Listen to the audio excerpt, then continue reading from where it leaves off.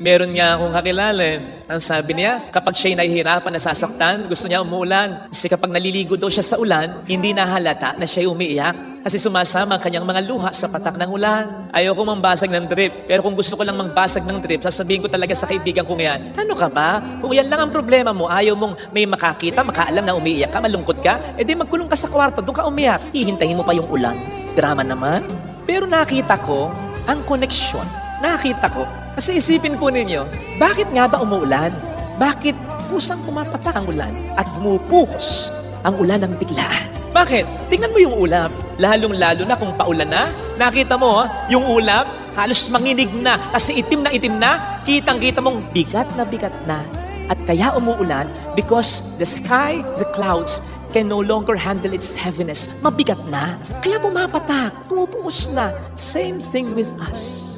Kahit gaano ka kalakas, kahit gaano mo kinakaya ang lahat, darating ang pagkakataon, masyado nang mabigat, ang luha kusang papatak, pupuhos pa ang luhang yan, and nothing is wrong with that.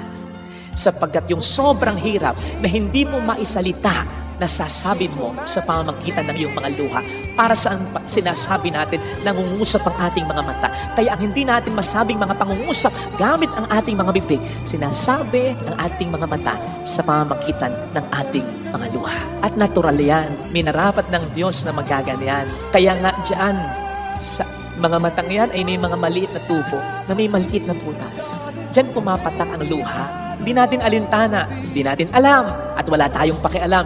Pero ang Diyos ay may pakialam, kaya inilagay niya dahil darating ang pagkakataon. Siya ang Alpha at ang Omega. Hindi pa nangyayari, alam na niya. Alam niya, masasaktan ka. Alam niya, mahihirapan ka. Alam niya, kinakailangan mong iiyak ang lahat ng bigat at hirap.